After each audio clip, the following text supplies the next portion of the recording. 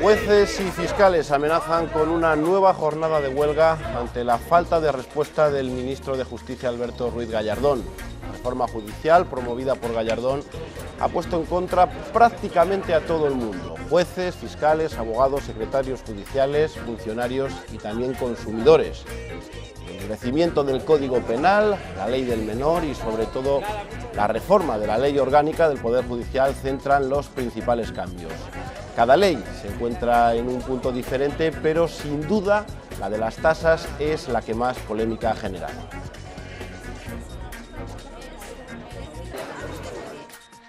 Hola, ¿qué tal? Muy buenas noches. El ministro Gallardón guarda silencio y de momento solo revisará parcialmente la ley de tasas judiciales, tal y como le solicitó la defensora del pueblo.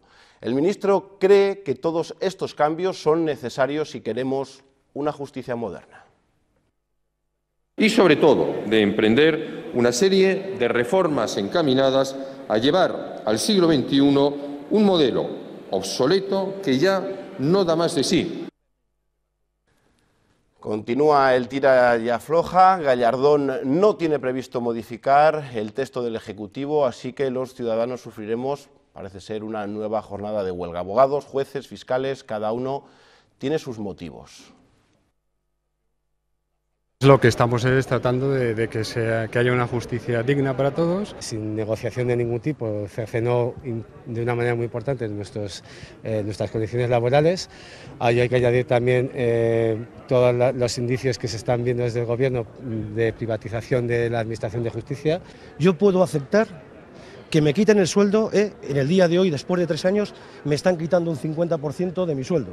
Soy solidario, soy responsable, lo acepto porque estamos en una situación de crisis en estos momentos. Lo que no puedo aceptar es que se rompa ese esquema mental mío, esos principios, esos ideales que me inspiran a todos los días a mí. Una justicia colapsada, una justicia sin medios y una justicia politizada no puede dar respuesta. ¿Cómo se puede revertir? Pues no sé si de esta forma o de otras parecidas. Desde luego, no haciendo nada, casi nunca se consigue nada. Bueno, pues de momento las protestas van a continuar para intentar explicar todos los cambios y todos estos motivos, esas quejas. Esta noche, aquí en Espacio Abierto, nos acompaña el presidente del Tribunal Superior de Justicia, José Luis Concepción. Buenas noches. Buenas noches. Bueno, se habla de huelga, unos dicen que parece que no. ¿Cree que habrá huelga? ¿La cosa vuelve a estar tan caliente como el 20 de febrero? Bueno, no creo que precisamente la huelga sea un instrumento al alcance de la carrera judicial, de los jueces y de magistrados que forman parte de uno de los 3 poderes del Estado para manifestar reivindicaciones o protestas. Que existe un malestar evidente en el seno de la carrera judicial, lo dicen, está en la calle, está en las manifestaciones de todos los jueces de este país. Las reformas del Gobierno indudablemente han tenido una cosa buena, nos han unido a todos, como no habíamos estado unidos desde los años 80, pero es indudable que la mayor parte de la carrera judicial piensa que no es la huelga el instrumento adecuado para manifestarse en contra de estas reformas. Luego lo explicaremos, pero para los jueces, ¿qué es lo más grave de todas las reformas que quiere emprender el ministro?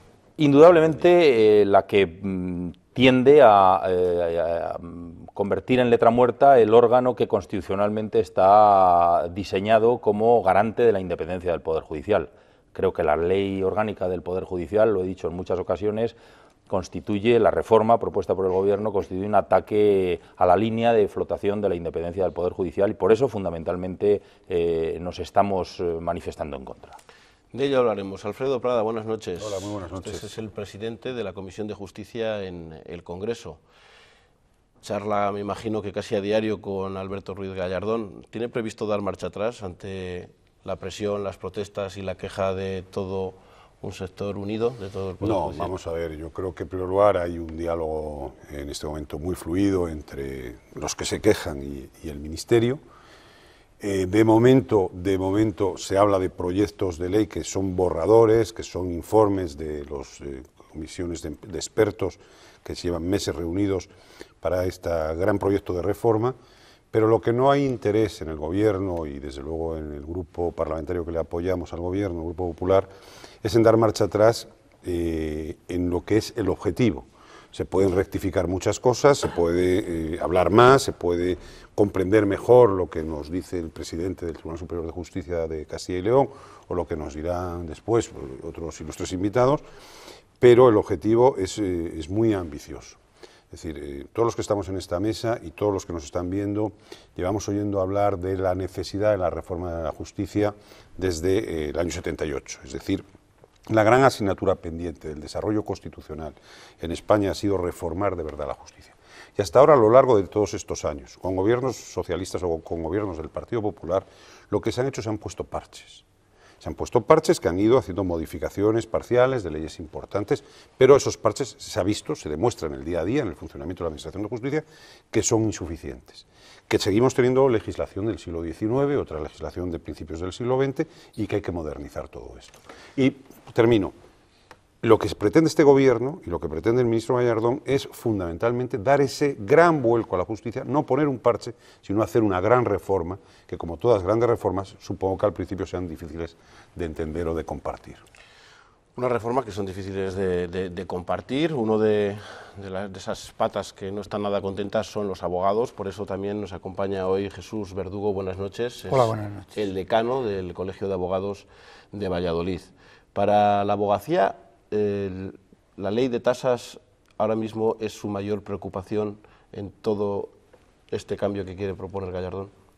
Sí, en estos momentos sí sería el motivo de mayor preocupación. Ha sido el hilo conductor ese que ha provocado lo que decía el señor Concepción, muy bien dicho, de que por primera vez, aunque cada uno conservamos nuestro sector de trabajo, pero nos hemos visto unidos por algo.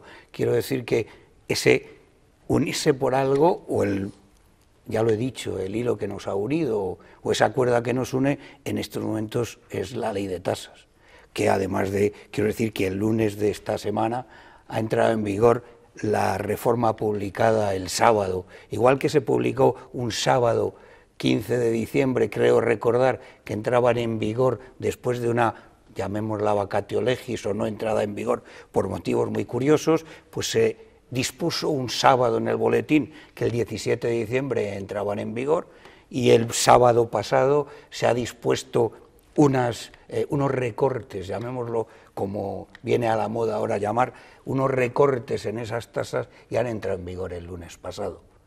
Hablaremos de la ley de tasas. Y también en esta mesa se encuentra Carlos Paniagua. Buenas noches. Buenas noches. Es el responsable de justicia de UGT en Castilla y León, pero también a nivel estatal. También a nivel estatal. Durante esta semana han tenido también reuniones en Madrid a la hora de intentar buscar un consenso y un acercamiento en algunas de esas posturas con el propio Ministerio. No sé si se ha logrado Yo precisamente antes de ayer estuve reunido en el Ministerio con el subsecretario de Justicia, Juan Bravo, como miembro integrante de la plataforma Justicia para Todos. Es un colectivo heterogéneo en donde están los sindicatos, los consumidores, el Colegio de Abogados, el Consejo General de la Abogacía. Y digo heterogéneo porque bueno, pues nos unen una serie de, digamos, de inquietudes respecto a lo que está ocurriendo.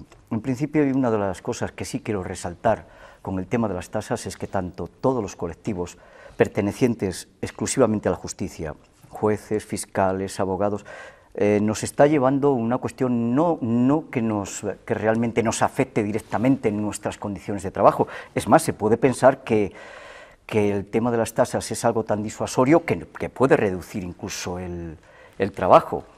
Se está planteando simplemente como una cuestión de apoyo al ciudadano, de que no se le pueden poner trabas al ciudadano para que realmente su acceso a la justicia. Luego también en esta plataforma, lógicamente, han surgido otra serie de cosas que en un principio también pueden llamar la atención, como es el tema de lo que pueden ser los registros civiles, la privatización de esos registros civiles, cómo pueden quedar, etcétera, etcétera.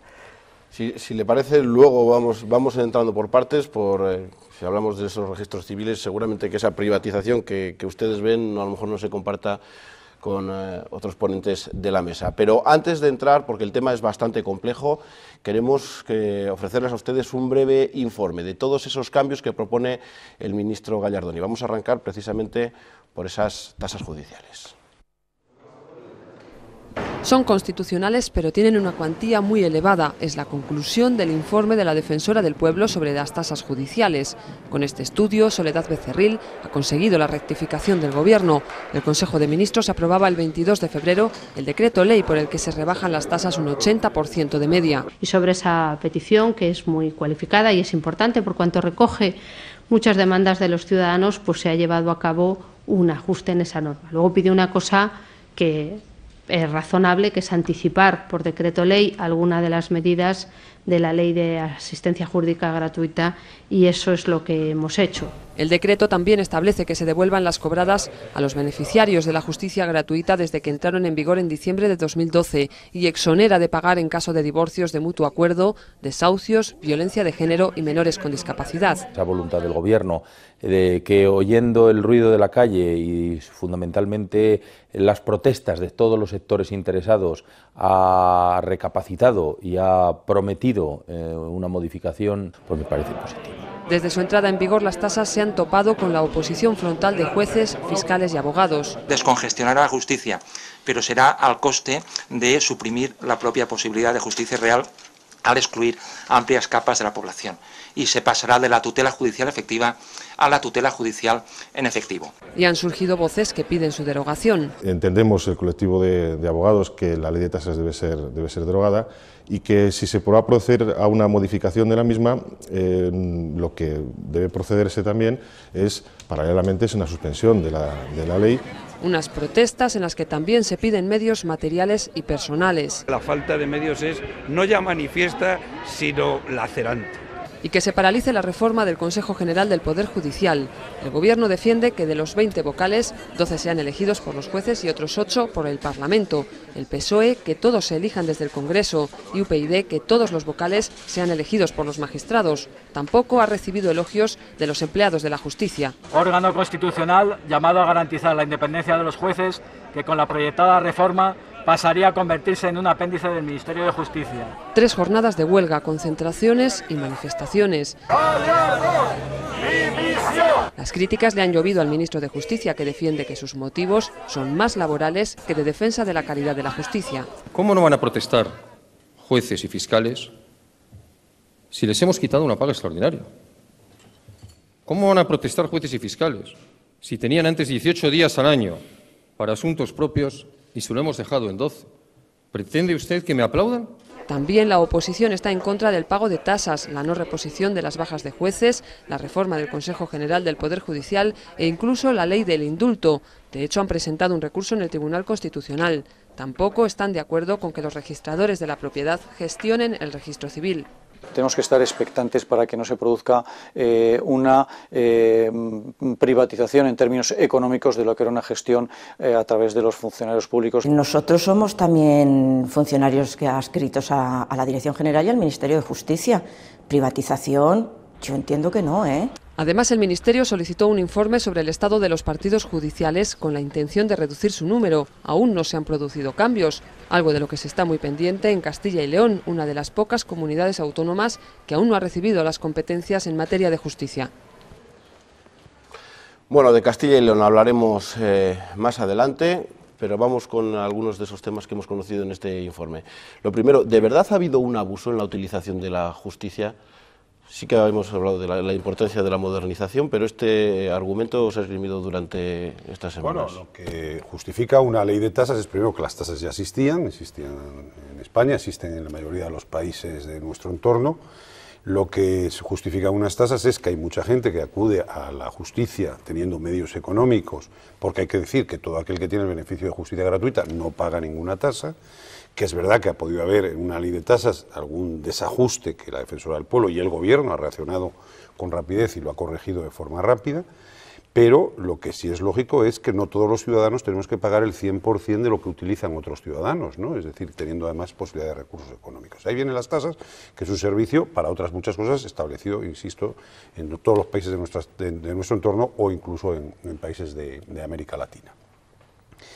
Vamos a ver, pero yo creo que después de ver este informe, si cogemos las cosas de manera aislada, evidentemente, pues podemos recibir importantes críticas, porque la ley de tasas tiene que ir acompañada de la ley de justicia gratuita, que todavía no se ha tramitado ni en el Congreso, ni siquiera está aprobado todavía el anteproyecto. La ley orgánica, la modificación de la ley orgánica del Poder Judicial tiene que ir acompañada de la modificación de la ley de enjuiciamiento criminal y probablemente de modificaciones de la ley de enjuiciamiento civil, pero especialmente de la de enjuiciamiento criminal, que es del siglo XIX. No tiene sentido que en el siglo XXI tengamos una legislación procesal que está referida a lo que había o cómo se entendía la justicia en el siglo XIX. Y así podríamos ir consiguiendo, o sea, ir uniendo todas las modificaciones legales que en este momento están puestas encima de la mesa. Y probablemente cuando analicemos el conjunto de todas ellas, veamos que de verdad lo que estamos poniendo encima de la mesa, que es lo que la apuesta del Gobierno y del Ministro, es una auténtica reforma de la justicia por primera vez en la historia de España. Ahora, aisladamente, pues estos señores que están acompañándome en esta mesa, cada uno en su área, pues seguramente tengan mucho sentido en las críticas y muchas razones en las críticas que están haciendo. Aisladamente o de forma conjunta, porque sobre todo en el tema de las tasas la preocupación es que sí que va a haber un extracto de la sociedad española que va a salir perjudicada. Indudablemente. Yo, cuando oigo al señor Prada, como oigo en otros foros, esas mismas palabras, yo no me las creo. Y no me lo creo el que se mantenga y se sostenga hoy todavía, que como hay tasas en otros sitios, pero no se dice ni cómo, ni cuántas, ni en qué procedimiento, que teníamos que ponerlas. La ley de tasas tiene un afán única y exclusivamente recaudatorio. No es que lo diga yo, lo dice el preámbulo de la ley o la exposición de motivos. Y hay que pagar la recaudatorio, pero también añádame usted, señor decano, que es con un objetivo finalista. Es decir, no se recauda para otras cosas, se está recaudando para el propio interés del funcionamiento de la justicia. Y además para la justicia gratuita, precisamente. Bien, pero que eso que se está diciendo y que es para la justicia gratuita, ya lo veremos. Digo, ya lo veremos. No, eso lo dice el texto de la ley. Sí, como muchas cosas dicen las leyes. No, ya lo veremos. Las tasas son finalistas, usted lo sabe. Las tasas no son recaudatorias para otros servicios, las tasas son recaudatorias para el propio servicio donde se recauda. Sí, digo, eso sí que es lo que está por ver. Quiero decir que tienen un afán recaudatorio y sí, naturalmente, hay que conectarlo con la ley de asistencia jurídica gratuita. Pues sí, habrá que conectarlo. De momento, en la modificación ya de las tasas, esto es en lo que algunos entienden, que es echar un pasito atrás porque ha habido mucha presión. Yo no voy a entrar si eso es así o no es así. Ya se avanza la modificación que va a tener o lo que va a decir la ley de asistencia jurídica gratuita, al menos en dos aspectos. Sí. Pero que digo, yo oigo de verdad al poder político y no me lo creo. Y creo que no se participa ni se cuenta con los interlocutores. Es muy posible que yo esté equivocado porque no conozco esas bambalinas, pero estoy seguro de que faltan interlocutores para arrojar buenos proyectos. ¿Descongestionarán los juzgados? Porque esa es una de las preocupaciones que me imagino que desde... Indudablemente, yo creo que desde la entrada en vigor de la ley de tasas el descenso en la litigiosidad ha sido evidente. Yo estoy de acuerdo con lo que ha dicho el presidente de la Comisión de Justicia del Congreso. Efectivamente, esto ha de entenderse dentro de un proceso global de modernización de la justicia, como no se había acometido nunca ningún otro desde 1978, y en eso sí que hay que aplaudir al Gobierno. Efectivamente, la justicia es la asignatura pendiente de nuestra democracia. Ahora, yo creo que las cosas hay que hacerlas con más diálogo. Hay que hacerlas teniendo en cuenta no solamente el interés de los ciudadanos, por supuesto, sino también la opinión de quienes intervenimos en la Administración de Justicia, que somos en definitiva los que conocemos las necesidades y las disfunciones del sistema. Yo estoy a favor de que la justicia no sea un servicio gratuito. Lo he dicho públicamente siempre. La justicia es un servicio público que cuesta dinero y que hasta ahora se estaba prestando de manera gratuita. Y daba lugar a abusos, y daba lugar a que los ciudadanos que no litigan estuvieran sufragando los innumerables pleitos de quienes litigaban de manera gratuita. Por tanto, al ser un servicio gratuito, pero ser un servicio que cuesta dinero, yo creo que el ciudadano que la utiliza debe de aportar algo para que a todos se nos haga menos gravosa la Administración de Justicia en este país. Pero estoy de acuerdo con el decano. Efectivamente, el dinero que se sufrague por las tasas judiciales, que en cualquier caso han de ser moderadas, no han de impedir la tutela judicial efectiva del ciudadano y, por tanto, no han de hacer ilusoria ese acceso a los tribunales de justicia al ciudadano que tiene menos medios económicos o al que tiene medios económicos también, ¿por qué no? Ha de ser ponderada, ha de ser moderada, ha de ser sufragada al final del procedimiento por quien haya perdido ese procedimiento y no al principio por cualquiera que quiera acceder al servicio de la justicia. Gallardón dice que disuadirá a los que no tengan una clara visión de éxito. No sé si esto es justificable. En principio hay dos cuestiones. Cuando la defensora del pueblo ha intervenido es porque se le había requerido que lo pudiera recurrir. Hemos presentado 300.000 firmas en contra del tema de las tasas. Está claro que, por ejemplo, ya se están moderando, se están modulando un poco el tema de, por ejemplo, las cuantías, hasta dónde está la exención de ellas, se ha aumentado. Y yo sigo diciendo que a lo mejor es un ataque a la clase media, realmente, porque efectivamente quien carece de medios lo va a tener realmente gratuito, y luego volvemos a lo mismo, y es la clase media la pagadora de casi todo. ¿Que ha habido un abuso? Sí. Se ha judicializado todo, desde una riña de vecinas hasta cualquier otra cosa, y eso al final ha entorpecido la justicia, claro que sí, y es una asignatura pendiente desde la democracia. Estamos de acuerdo. Compartimos una cosa, pero es que ha puesto un ejemplo muy claro de lo que ilustra lo que yo quería decir antes. La riña de vecinas en España, no de ahora, desde hace 100 años o desde hace 150 años, está judicializada y va a un procedimiento penal. No tiene sentido que una discusión de dos vecinos que se insultan acabe moviendo todo un procedimiento penal. Eso es parte de la reforma que se está poniendo encima de la mesa. Por eso le digo que ver las cosas de manera aislada puede llevar al enfado, sobre todo y especialmente, como decía el ministro, pues a los jueces porque les ha bajado el sueldo, les ha quitado No, yo tengo que discrepar. Ya sé que discreparía. Alfredo, eso es una frase desafortunada y absolutamente demagógica. No puedo admitirla. Pero puede ser. Porque creo que los jueces hemos dado un ejemplo de responsabilidad en este país. Si yo no la he dicho, te quiero decir que puede ser. Pero lo has utilizado. No, pero por eso digo que puede ser que enfade a un colectivo por esa razón, como puede enfadar al colectivo de abogados. Es que parece que protestan solo por eso.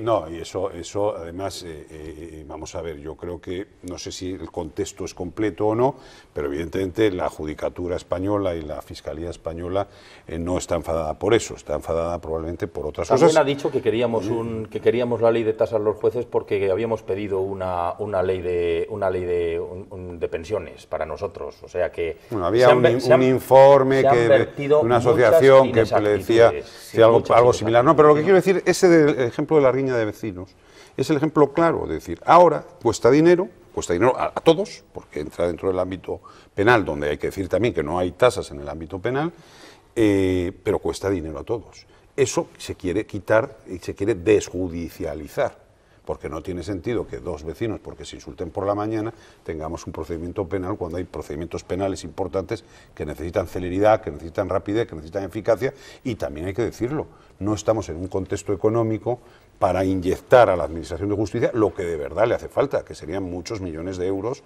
para modernizarla. No nos engañemos, eso es una cosa obvia. Bien, pero como no estamos en ese contexto, pues hay que buscar otras cosas. El ejemplo de los juicios de faltas en el que hay un consenso por parte de cualquier operador judicial, jurídico-judicial y de funcionarios. El juicio de faltas, cuando lo oye cualquiera, también en su día despenalizaron las faltas de tráfico y no pasó nada, porque se entendió que los juzgados no podían estar cargados. Pero yo, que solo llevo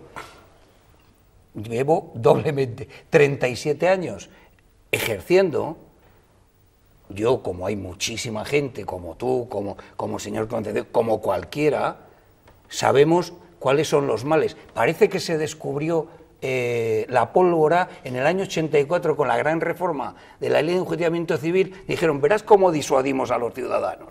Vencimiento objetivo. Todavía, hoy, hasta ahora mismo, ni lo había comentado, pero yo me canso a decirlo.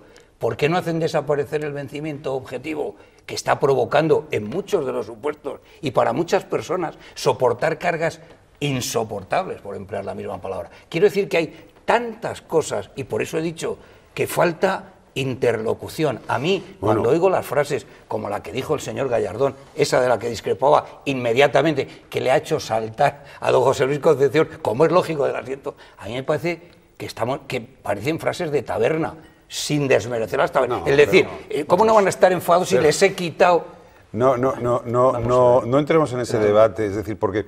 Vamos a ver, primero, cualquier ministro, cualquier político puede utilizar el argumento que crea conveniente, puede ser más afortunado o más desafortunado y puede provocar, incluso como provoca o provocó ya en su día ese comentario, una hilaridad en el colectivo. Pero yo creo que, efectivamente, yo creo que se sabe fundamentalmente, y en eso estamos de acuerdo, creo que la administración de justicia en España no funciona bien.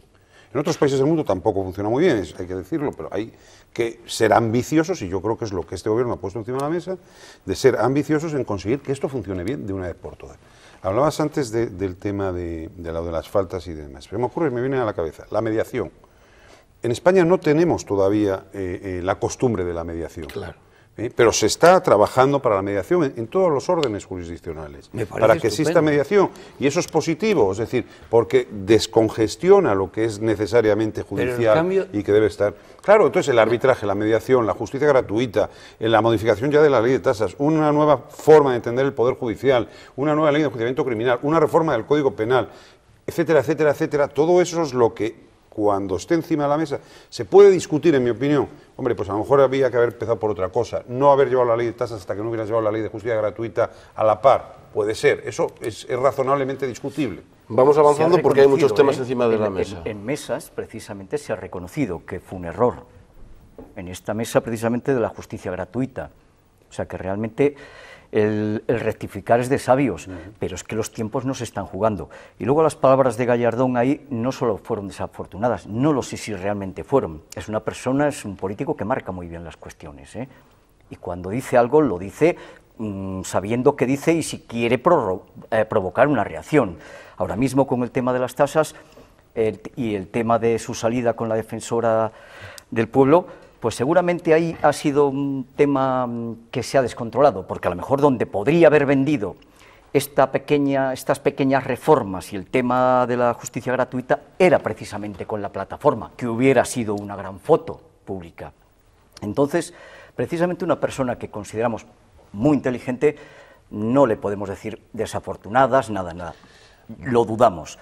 Y a partir de ahí podemos seguir hablando, pues eso de los registros, Vamos con los registros, con la reforma del registro civil, que parece, has añadido creo la palabra de privatizar, has hablado de privatizar, las funciones se están haciendo unos funcionarios y caerá en manos ahora de los registradores, que tienen bastante menos trabajo después de que estallase la burbuja inmobiliaria. No sé si comparte esta cuestión de que es una privatización. Yo creo que no hay ninguna privatización, es un servicio público. Salía una registradora de la propiedad diciéndolo, ellos son también funcionarios públicos, igual que es un juez. Yo también insisto lo mismo, igual que tenemos que cambiar el concepto de los juicios de faltas, no tiene por qué ser un juez el que haga las inscripciones de nacimiento, de defunción, de matrimonio, etcétera. No tiene por qué ser un juez ni hacerse en sede judicial, puede ser cualquier otro funcionario público, y el registrador lo tiene. Pero volvemos a lo mismo, los registros no es una modificación del registro civil. Lo que está poniéndose o en lo que se está trabajando, este gobierno está trabajando en una modificación del registro civil, del registro de la propiedad, del registro mercantil, de todos los registros, es decir, de los registros de fundaciones, de asociaciones, es decir, una ley integral de lo que es todos los registros, que no conocemos todavía los borradores con los que se están trabajando, pero se ha filtrado ya el tema del registro civil, inmediatamente se ha puesto muy, hay que decirlo, ¿no?, muy de la izquierda, es decir, quieren ustedes privatizar la justicia. Pues no queremos privatizar la justicia, sí queremos que el servicio de la justicia, o sea, que los jueces y los fiscales, los abogados, los procuradores y los funcionarios hagan y estén en el mundo de la administración de justicia, no en cosas que pueden estar en otras órbitas y que tienen las mismas garantías de seguridad jurídica y de fe pública, etcétera. Yo el otro día, no es ninguna novedad, el viernes pasado he asistido a un pleno del Consejo General de la Abogacía en el que se nos ha informado que habían paralizado el hecho de la cesión del registro civil a los registradores. Ha salido en el periódico que ya tenían digitalizados, yo qué sé, millones de documentos o millones de datos para poder llevar a cabo, desde el punto de vista del registrador de la propiedad y mercantil, esa cesión de las funciones del registro civil. Parece ser que la han paralizado porque evidentemente hay mentes igual de inteligentes que las del ministro, como decía el señor Paniagua. ¿Por qué ha sido? Parece ser que de la Abogacía del Estado, creo recordar, puedo estar equivocándome en la fuente, ha habido dos cuestiones. Ha dicho, no puede entregarse a ningún funcionario público que no sea el propio Estado. Los registradores de la propiedad sí son funcionarios, como decía Reyes, que era la registradora que ha salido, pero dice, no puede en ningún momento darse ese servicio porque es dominio público, y el dominio público no se puede ni ceder ni transmitir y tiene que seguir siendo del Estado.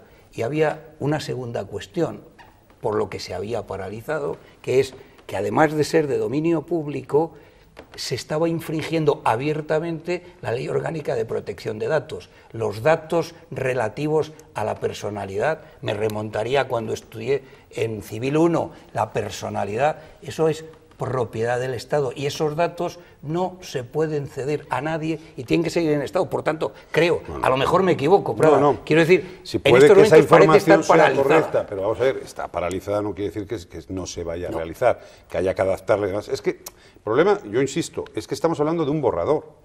Ni siquiera es un anteproyecto que esté circulando para informe. Entonces, hablar de un borrador que sufre una serie de modificaciones... Me da la impresión que el Estado está redistribuyendo los trabajos que en estos momentos el mercado está tratando peor, que trata de redistribuir trabajo. Vamos con los registradores, vamos a echar una mano a los notarios. Yo creo que hay un objetivo de ese, que la justicia se modernice. Partiendo de ese es el objetivo, eso sería la meta. Es decir, yo creo que un ministro que está, en principio, una legislatura, 4 años, puede estar incluso más, pero en principio está 4 años. El presidente del gobierno decide, le da la responsabilidad de un área para 4 años. En principio, a veces se puede en el camino cambios o ceses o lo que sea, pero en principio para 4 años. Tiene un objetivo que es llegar al final de su mandato de 4 años y decir, señores, yo me encontré con esta justicia más propia del siglo XIX y yo quiero dejar una justicia del siglo XXI. Dicho eso, evidentemente esto trae esos problemas que necesitan modificaciones legales a lo mejor de calado, de mucho calado, para poder desarrollar demás. Ahora, no lo simplifiquemos en decir, no, vamos ustedes a privatizar la justicia. Yo lo que digo es, ¿a mí qué más me da? Ir a la sede de un juzgado o ir a la sede de un registro, salvando, por supuesto, todas las garantías jurídicas y de protección que haya que salvar, para hacer la inscripción del nacimiento de mis hijos, o el matrimonio, o la defunción. Cuando hablamos de la privatización, pero prefiero que el juez ese que ahora está trabajando, a veces compartiendo tareas, ¿no? El presidente lo puede decir, que hay jueces que son encargados del registro civil y a su vez jueces de primera instancia o incluso de primera instancia de instrucción. Eso es lo que hay que acabar, porque un juez trabaja 10 horas, como mucho, o 12, pero no puede hacer todo. No, trabajará todas las que sean necesarias. Pero nosotros, porque esta reforma... Que si trabajas en un tema penal no puedes estar luego en la inscripción de los nacimientos. Sí, estamos de acuerdo, pero si nosotros no decimos que no se llegue a desjudicializar el registro... Yo de todas maneras quiero apuntar, a mí, con ser un tema verdaderamente importante, es un proyecto que ya inició, si la memoria no me falla, el gobierno anterior y sigue durmiendo el sueño de los justos. Yo creo que se anuncian en lontananza unas reformas de mayor calado que las de cesión del registro civil, y yo creo que verdaderamente es en las que debemos de abundar. Y a mí me preocupa fundamentalmente la reforma de la Ley Orgánica del Poder Judicial y la reforma de la Ley de Enjuiciamiento Criminal, que precisamente y efectivamente, como decía Alfredo Prada, se hacen con la intención de modernizar la justicia, pero creo que están generando, en primer lugar, una desilusión evidente en quienes han depositado la confianza en el partido que sustenta al gobierno actual, porque precisamente en esos borradores, que como muy bien dice no son más que borradores, pero la voluntad del ministro es que sean proyectos de ley y serán ley, habida cuenta de la mayoría absoluta que sustenta al gobierno en las Cortes Generales, pues están contradiciendo las promesas electorales del Partido Popular. Están poniendo blanco sobre negro exactamente lo contrario de lo que decía el Partido Popular en campaña electoral y lo que ha sido la filosofía en materia de justicia del Partido Popular. Y yo creo que, en segundo lugar, aparte de generar esas frustraciones en esos ciudadanos, pues yo creo que van a suponer un evidente peligro a un principio sacrosanto en un Estado democrático de derecho, un Estado de derecho como es el de la independencia del Poder Judicial y el de la igualdad formal y material entre los tres poderes del Estado, que reconoce la Constitución: el Ejecutivo, el Legislativo y el Judicial. Y apunto dos temas, nada más, por no extenderme demasiado. En primer lugar, el diseño que hace del órgano de gobierno de los jueces, disminuyendo las competencias de una manera absolutamente flagrante, recortando aún más la autonomía presupuestaria de por sí escuálida que tenía ya el tercer poder del Estado, y diseñando a los 20 vocales que establece, que prevé la Constitución, relegándoles pues a un papel puramente testimonial, al hacerlos compatibilizar su función en el Consejo General del Poder Judicial con la función jurisdiccional en los juzgados, de los jueces y magistrados que los formen, y en sus despachos profesionales o en su actividad profesional de los juristas de reconocido prestigio que forman parte del órgano. Y, en segundo lugar, pues impidiendo una vez más que ese sistema de designación de los 12 vocales de procedencia judicial, de esos 12 vocales elegidos por jueces de entre jueces que establecía la Constitución y que, recordemos, con una mayoría absoluta también en 1985 el partido que entonces gobernaba, el Partido Socialista Obrero Español, cambió por vía de una enmienda de última hora en el Senado para impedir desde ese momento que los jueces españoles elijan a los 12 vocales de procedencia judicial. Se habla, por cerrarlo, parece que de un apéndice del Ministerio. Llegan a decir que si esta elección al final es así, lo que tenemos y que no hay esa independencia. Está colgado ya en la web del Ministerio, es los informes de un comité, de una comisión de expertos que han hecho un borrador de la nueva ley orgánica del Poder Judicial y de la ley de enjuiciamiento criminal. Vamos a ver, yo como legislador, entre otras cosas, y más en mi condición de presidente de la comisión, yo hasta que el texto no salga del Pleno del Congreso no puedo dar por válido nada. Puedo opinar, como hace nuestro querido presidente, de lo que viene en ese borrador, si nos gusta o no nos gusta, si nos parece correcto o si de alguna manera también pues contradice, digamos, el postulado que el Partido Popular ha mantenido en el sistema de elección de los jueces. Pero yo pondría por encima de todo un valor, y lo digo como parlamentario además, que es el valor del acuerdo, del consenso. Porque también uno que ha tenido experiencias ya en el ámbito legislativo y en el tema de los debates, e incluso en la gestión de lo que es la administración de justicia, uno sabe que todo lo que se haga relacionado con la administración de justicia y no sea objeto de consenso va a tener una duración corta en el tiempo. Y habría que buscar en este momento, en ese concepto global de una gran reforma, pensando en una justicia que funcione en un futuro próximo, buscar el acuerdo más amplio del Parlamento español. Es decir, y ahí es donde sí pido la prudencia, es decir, es verdad, vosotros hacéis llegar las críticas, lo hacéis llegar a los grupos parlamentarios, los abogados también, los funcionarios también, es lógico, y muchas de ellas se recogen, muchas de ellas son tenidas en cuenta, y el texto tiene, es verdad que tenemos una mayoría, pero también tenemos una obligación que es legislar, y el Gobierno primero de ese borrador tiene que hacer un anteproyecto, mandarlo a informe del propio Consejo General del Poder Judicial, de la Fiscalía, del Consejo Fiscal, del Consejo de Estado, de los Consejos Generales de Abogacía o Procuradores. Intentamos que las intervenciones sean más breves para porque si no, y todo eso al final se remite al Parlamento y allí cabe enmiendas de todos los grupos parlamentarios. ¿Cómo se ve esa reforma de la ley orgánica? Precisamente... ¿Se interpreta también como una pérdida de poder por parte cuando ayer del estuvimos Poder Judicial? Analizándola, porque precisamente estuve analizándola después de venir, antes de ayer, perdón, del Ministerio con el tema de las tasas, y estuvimos ojeándola, nos dimos cuenta, bueno, pues que es un borrador, no sabemos qué recorrido va a tener, pero una cosa sí quiero hacer hincapié. Yo personalmente ya le dije al ministro Gallardón que sí nos gustaría que en estas comisiones de expertos, y algunos no tan expertos, sí tuvieran cabida todos los colectivos, incluso dentro como colectivos como Consejo de la Abogacía, funcionarios, etcétera, porque yo creo que todas las aportaciones son fundamentales. Esto con lo único que se pretende es que haya mayor consenso, no solamente en la elaboración de un borrador, sino que luego esa finalidad pueda ser mayor, porque si vamos a comenzar, como con el tema de las tasas, como tal, un borrador de otro borrador y otro borrador, al final se va a perder todo.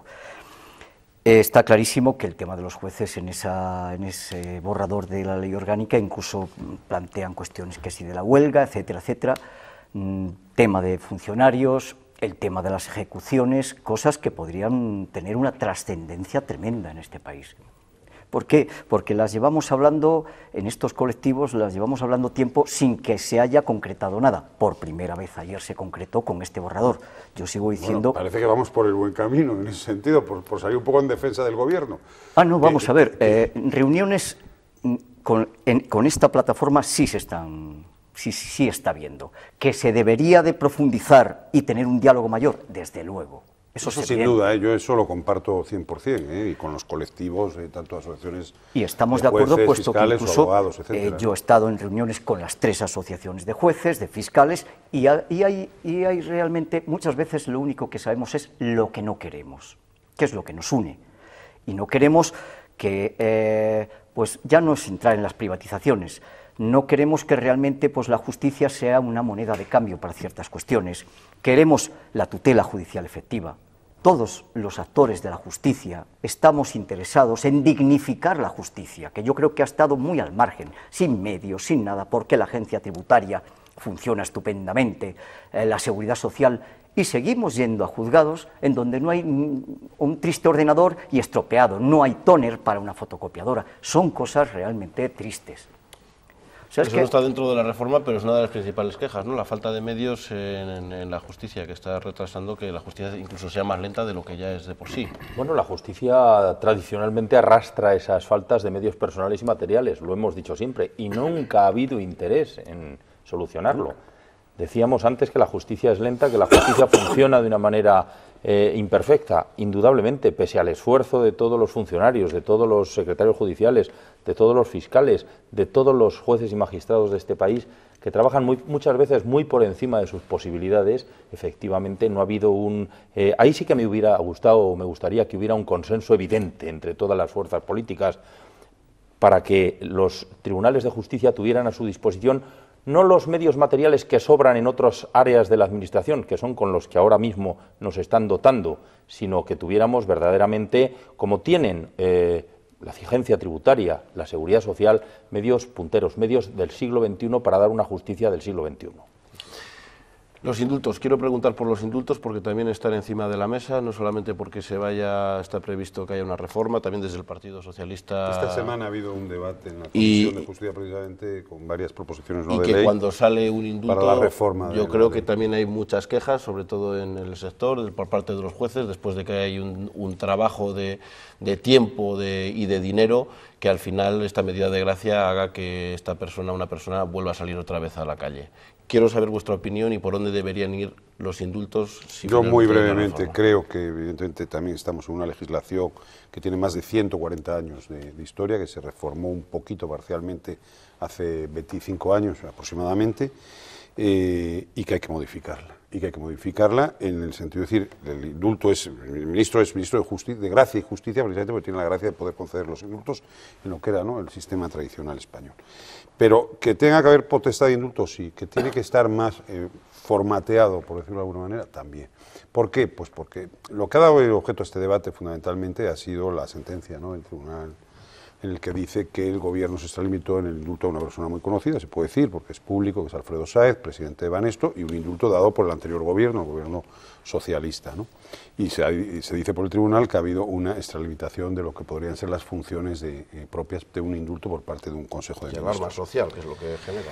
Entonces, vamos a ver, yo creo, y alarma social, efectivamente, yo ahí estoy de acuerdo en que el indulto tiene que seguir existiendo, porque además hemos visto también que hay casos en que hay que dar el indulto para evitar, no un error, porque el juez ha cumplido perfectamente con la normativa, pero una cosa de especial sensibilidad social, como era esa señora que estaba condenada por haber comprado comida para sus hijos, porque se había encontrado una tarjeta de crédito y la había utilizado en torno a 290 euros, lo había utilizado para comprar. Entonces, ahí tiene que haber un indulto, pero tiene que estar regulado. Muy rápido. Sí, la reflexión sería que los medios periodísticos tienen tanta fuerza que ponen en la luz determinados supuestos y le toca en suerte a quien le toca, porque esos indultos es como el indulto de ese que era un kamikaze. ¿Y por qué se ha hecho? Es lamentable decirlo, el que tiene padrino se bautiza. Decir eso en una mesa de justicia, pues está usted diciendo algo que no tiene nada que ver. Efectivamente, puede ser que sea una salida de pata de banco, pero está clarísimo que lo de la justicia, en este caso las medidas de gracia, que la palabra es bien bonita, lo de la medida de gracia debería de tener antes lo he dicho, un hilo conductor o un equilibrio en la respuesta. Lo que tampoco se está pensando es que como tenemos un código penal de AUPA, es una palabra muy vulgar, y digo de AUPA porque es absolutamente carcelero, esperemos que la siguiente reforma no provoque la ampliación de tipos y más prisión para todos. Quiero decir, debería de pensarse, la reflexión es, hombre, es que hay muchas penas para determinados supuestos que están desmedidas. A lo mejor alguna disposición intermedia podía provocar que los jueces, que saben hacerlo de momento, pudieran aplicar o aliviar en determinados momentos medidas de prisión que no resuelven nada. Vamos a hacer una breve pausa y después vamos a volver con los juzgados de pueblo para preguntar si van a continuar, si merece la pena que continúen en los años en los que vivimos.